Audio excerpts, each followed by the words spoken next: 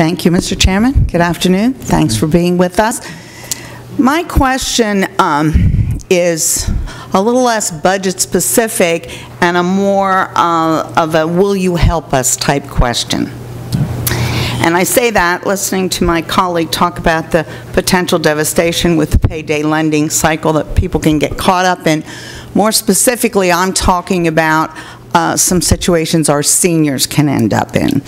We are seeing a significant increase in financial exploitation of our seniors. When I say, would you be willing to help?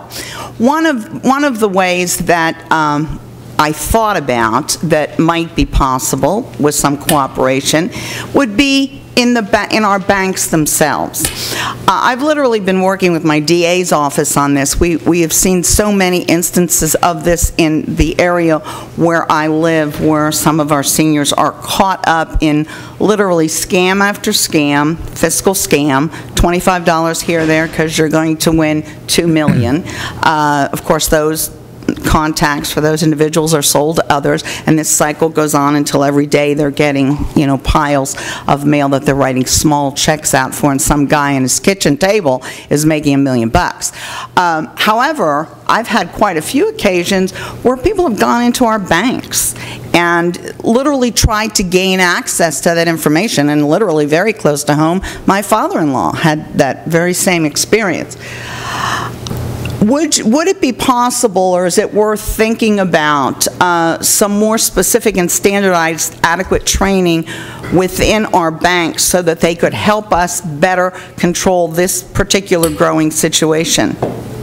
Let me talk about that, because you hit on probably a topic that not only you from a constituent standpoint, we as a department, you're going to hear, I believe, from the Secretary of Aging. Yeah, he's up next. And certainly you can have this conversation with him as well.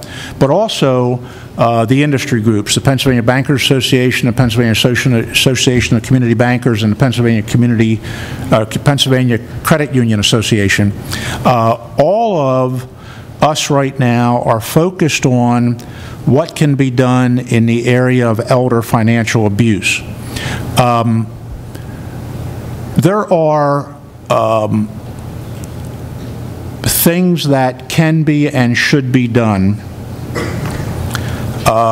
Again, going back more to my experience of being in a bank, probably the most important point is at the teller level.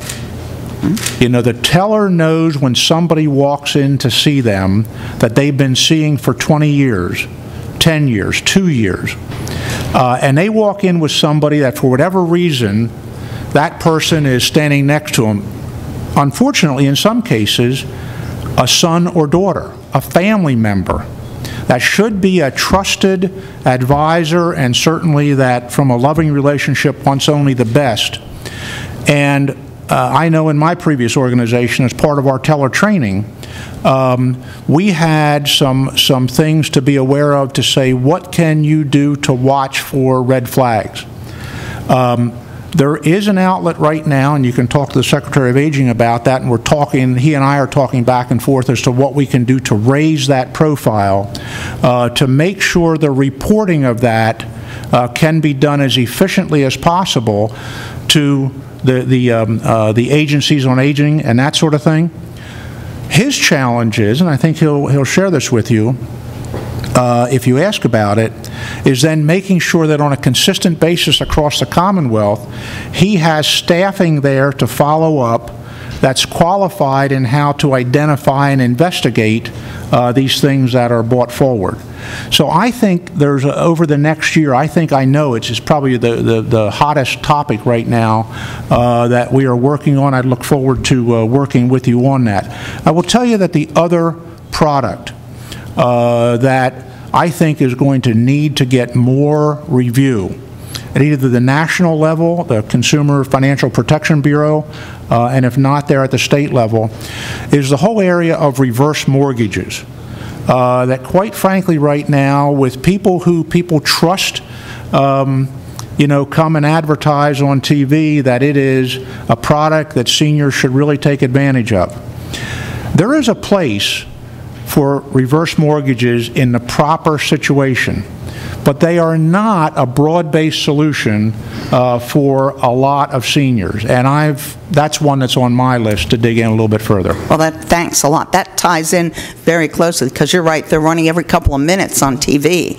Yeah. And as people are living longer, without a doubt, and even if they have invested well and prepared, for their senior years, they all run the risk of running out of money, especially if they are not getting the right information or are scammed.